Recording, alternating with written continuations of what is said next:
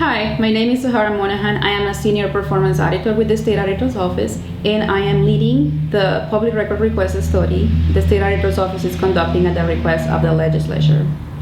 And I am Tanya Fleming, performance auditor with the State Auditor's Office. I'm also helping with this study. Over the past several months, we conducted extensive research and outreach to learn about the views and the challenges of a variety of stakeholders regarding public records requests. Through this work, we learned that overall, requesters of public records and government entities are in support of open government. However, we also learned of the many challenges government entities face in responding to public records requests. A common challenge we hear is that the Public Records Act has not evolved to help public agencies account for the cost and the workload resulting from an increase in the volume and complexity of public records requests they receive today, and an increase in the volume of records that are now created and requested in electronic format. Based on the legislative requests and the outreach we conducted with stakeholders, our intent is to conduct a study that can provide a clear picture of the nature of the requests government entities receive today and the impact this has on public agencies across Washington. A study that can help inform policy deliberations about the Public Records Act, and also that can provide government entities with practices and tools they can use to manage records and respond to requests. So we designed this study to answer 3 questions. What are the costs state and local governments incur in responding to paper and electronic requests for records?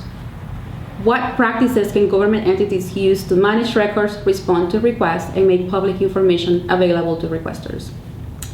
And what cost recovery methods do other states use for providing public records? To answer our first study question, we engaged the services of Bird Consulting and the Municipal Research Service Center to survey all public entities in Washington and collect relevant public records request information, including the costs entities incur in responding to requests. We're looking for costs that they incur and are currently allowed to recover, and also the costs that they incur and cannot recover, such as the cost of staff time spent in locating, reviewing, redacting, and otherwise making public records available for release. We have heard that many entities are significantly impacted by public records lawsuits. So through this survey, we also want to collect information about the costs that are related to those lawsuits, including settlement payments, attorney fees, and court order fees and penalties. Costs are an important aspect of the public records request issues that government entities face, but we believe that to provide context and a clear picture on the situation, it was important that our survey also collects information about the nature of public record request entities receive today. For example, what type of records they are producing, how much time are entities taking to fulfill requests, who are the main requesters of records, and the complexity of requests entities are getting. We also want to know about the number of public record requests entities receive and the number of requests that are abandoned. We heard from several entities that they spend a substantial amount of time preparing records for release, just to have the requesters abandon the request. Through this survey, we also want to collect information about practices and tools governments use to manage records and respond to requests, and we want to identify changes and trends in public record requests over time. We intend to analyze the information we collect through the survey by government type and size to identify trends, patterns, changes. However, the analysis that we are able to conduct is going to be contingent on the information that we are able to gather through this survey. Some of the questions we will be able to answer with the information that we are trying to collect are all public entities impacted by public records requests? Which entities are most impacted?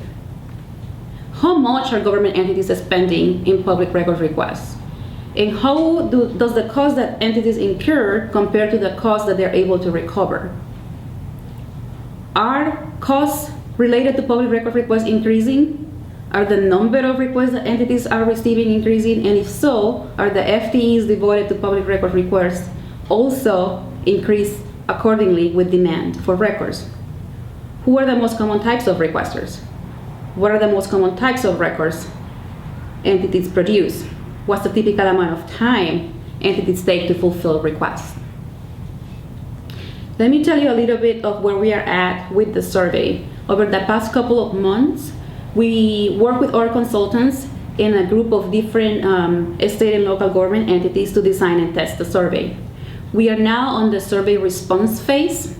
We have received about 400 responses so far, and we are likely that the response rate is going to continue to increase as there are 1,200 other entities who have the survey open and are likely gathering the information needed to complete the survey.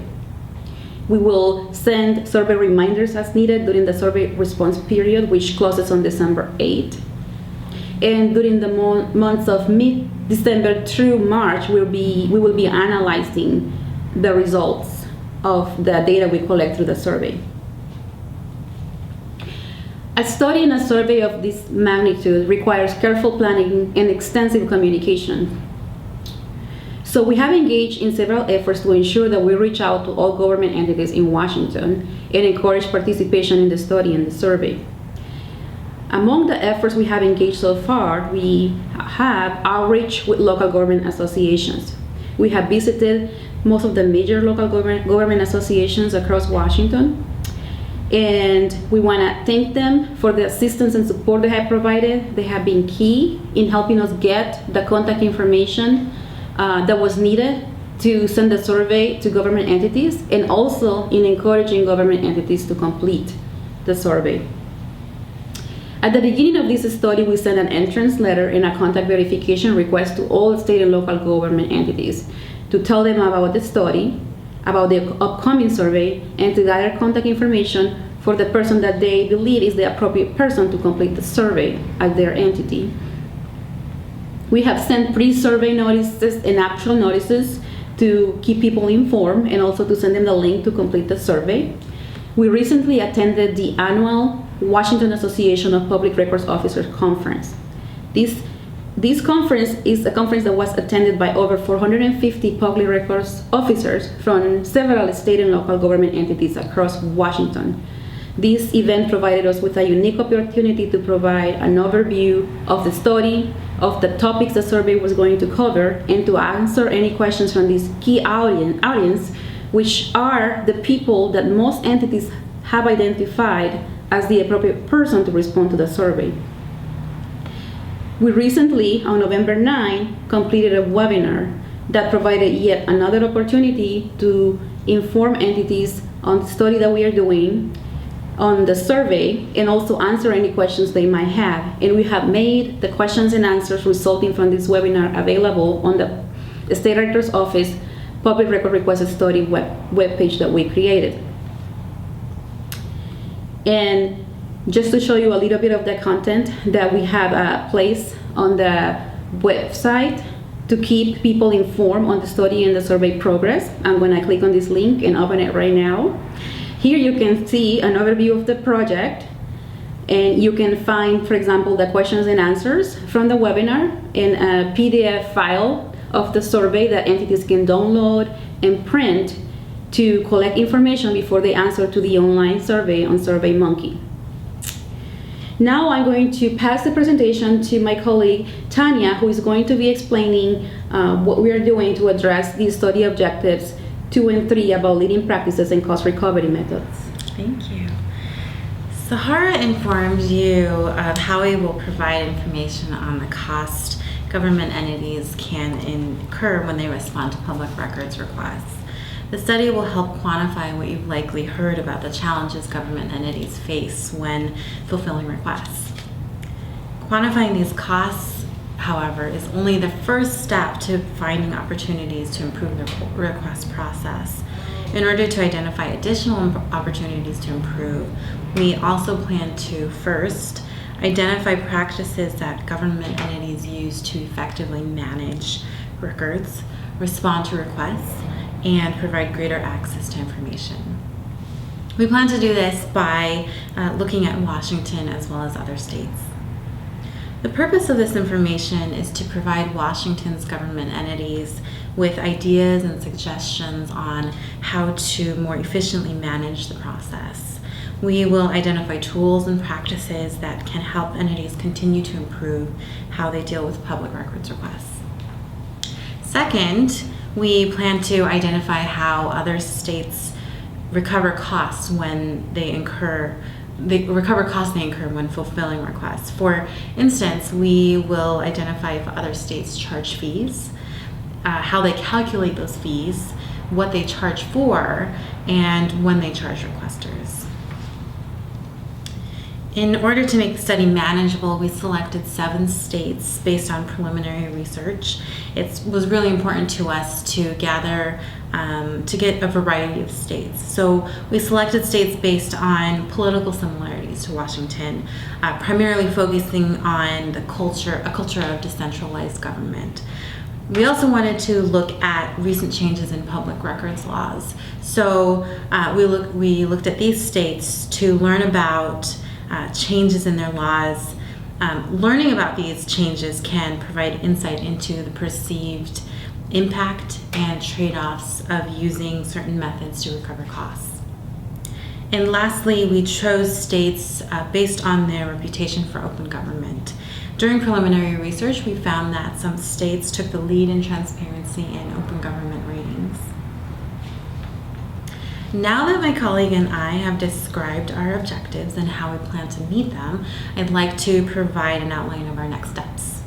As we've mentioned, we're beginning our field work on the survey and research and interviews of other states.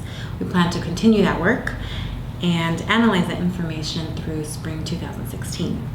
After analyzing this information, we plan to draft a report and present our results to the Joint Legislative Audit Review Committee in summer 2016.